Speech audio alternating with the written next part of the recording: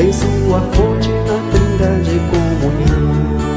A pastoral da comunicação tem sua fonte na Trindade e comunhão. O Deus Trindade quis ao mundo anunciar sua verdade em movimento circular. O Pai no Filho sua imagem revelou, o Santo Espírito dos dois traz o amor.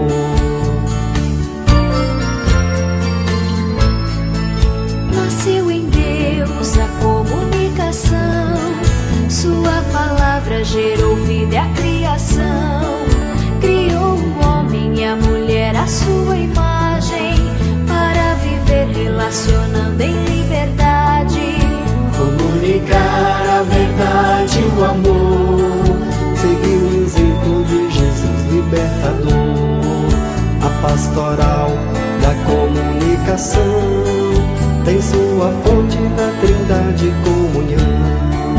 a pastoral da comunicação tem sua fonte na Trindade e comunhão. Desde o sino badalado na igreja, a internet que atravessa as fronteiras, a palavra de Deus vai ressoar e a humanidade vai parar para escutá-la. Usar os meios de comunicação para libertar o ser humano da opressão, seja no rádio, jornal ou televisão. O importante é a verdade, meu irmão. Comunicar a verdade, o amor, Seguir o exemplo de Jesus libertador. A pastoral da comunicação tem sua fonte na Trindade e comunhão. a pastoral da comunicação tem sua fonte na Trindade e comunhão.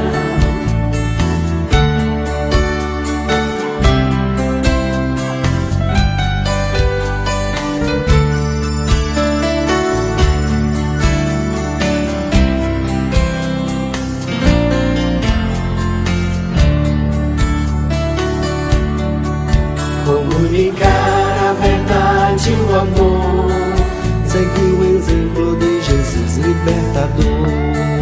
A pastoral da comunicação tem sua fonte na Trindade e comunhão. a pastoral da comunicação tem sua fonte na Trindade e comunhão. Nosso trabalho tem que ser dialogal, com fé e vida entre a cultura e o social. Relacionar-se com a igreja internamente e com o mundo moderno externamente.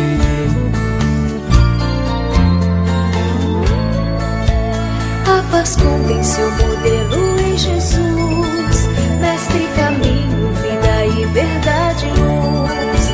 Ele é o perfeito comunicador do Pai, que nos ensina a transmitir justiça e paz.